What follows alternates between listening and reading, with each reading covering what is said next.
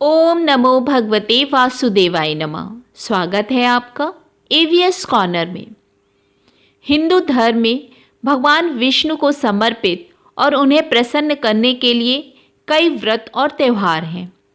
उन्हीं में से एक है माघ माह में आने वाली उत्पन्ना एकादशी का व्रत।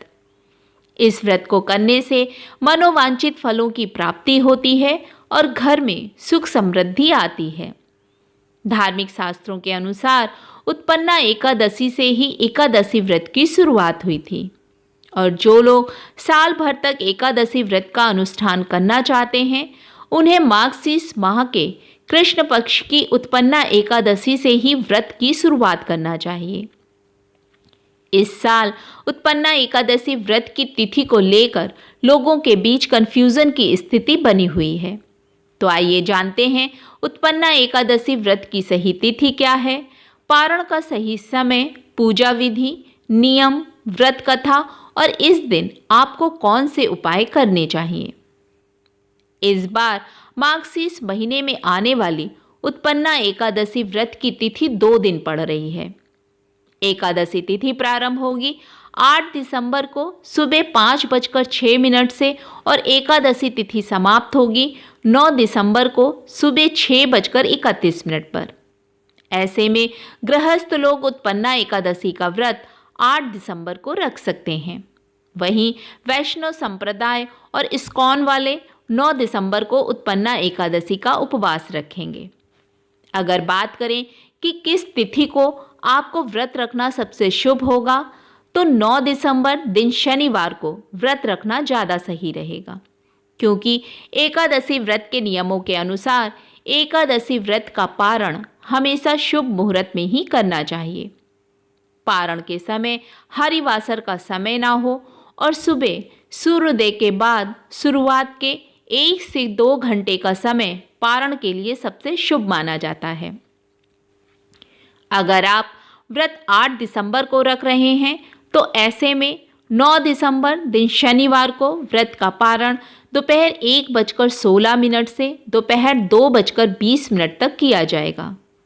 वहीं जो लोग व्रत 9 दिसंबर को रखेंगे वे 10 दिसंबर दिन रविवार को व्रत का पारण सुबह 7:03 से सुबह 7:13 तक करेंगे। द्वादशी तिथि प्रारंभ होगी 9 दिसंबर दिन शनिवार को सुबह 6:31 से और द्वादशी तिथि समाप्त होगी 10 दिसंबर दिन रविवार को सुबह 7:13 पर। एकादशी के दिन प्रातःकाल स्नान आदि नित्य क्रिया से निवृत्त होकर भगवान सूर्य देव को जल का अर्घ्य दें। फिर भगवान श्री हरि का ध्यान करते हुए व्रत का संकल्प लें और घर के मंदिर में श्री हरि की प्रतिमा को दूध में तिल व तुलसी डालकर पंचामृत से स्नान कराकर उन्हें पीले वस्त्र अर्पित करें। पूजा में पीले फल, फूल, धूप, दीप, अक्षत, तुलसी दल और नैवेद्य अर्पित करें। पूजा में श्री हरि विष्णु के साथ माता लक्ष्मी की पूजा अवश्य करें। इससे आपकी यश व कीर्ति में वृद्धि होती है। पूजा के समय विष्णु सहस्त्र नाम का पाठ करें। अंत में व्रत कथा पढ़कर आरती कर भगवान विष्णु और माता लक्ष्मी का आशीर्वाद प्राप्त करें। सौभाग्य प्राप्ति के लिए शाम के समय तुलसी के सामने घी का दीपक जलाकर ओम नमो भगवते वासुदेवाय नमः मंत्र का जाप करते हुए तुलसी की 11 बार परिक्रमा करें। इस दिन माता लक्ष्मी की विशेष कृपा और धन प्राप्ति के लिए पीले रंग के कपड़े में हल्दी की 7 गांठ बांधकर केले के पेड़ के नीचे रख दें। इससे आपको चमत्कारी लाभ प्राप्त होंगे। एकादशी व्रत के नियमों का पालन करते हुए इस दिन चावल और अन्न का सेवन ना करते हुए फलाहार ही ग्रहण करने की मान्यता है। व्रत के पारण के समय ब्राह्मण या फिर किसी जरूरतमंद को अपने सामर्थ्य के अनुसार दान अवश्य दें। वह इस दिन संयम और सात्विकता का पालन करते हुए भगवान श्री हरि विष्णु के साथ माता लक्ष्मी की पूजा अवश्य करें।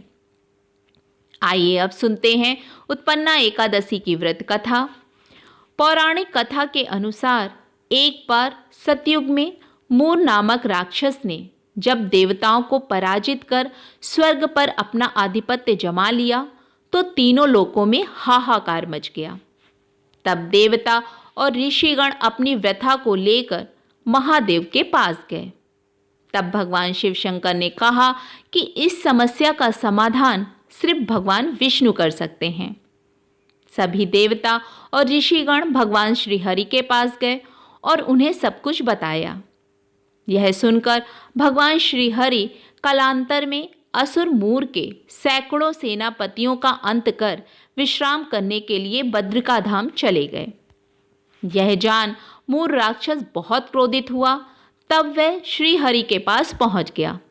वहां भगवान विष्णु के विश्राम अवस्था में रहने से ही उनके शरीर से एक कन्या उत्पन्न हुई।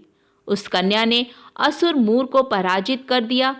जब भगवान विष्णु निद्रा अवस्था से जागे तो वह उस कन्या के कार्य से बहुत प्रसन्न हुए और उन्होंने उस कन्या को एकादशी के नाम से बुलाया।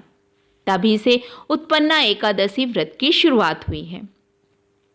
आशा करती हूँ ये वीडियो आपको पसंद आया होगा। अगर पसंद आया हो तो प्लीज़ लाइक और शेयर करें, चैनल को सब्सक्राइब करें और वीडियो में यहाँ तक साथ देने के लिए धन्यवाद।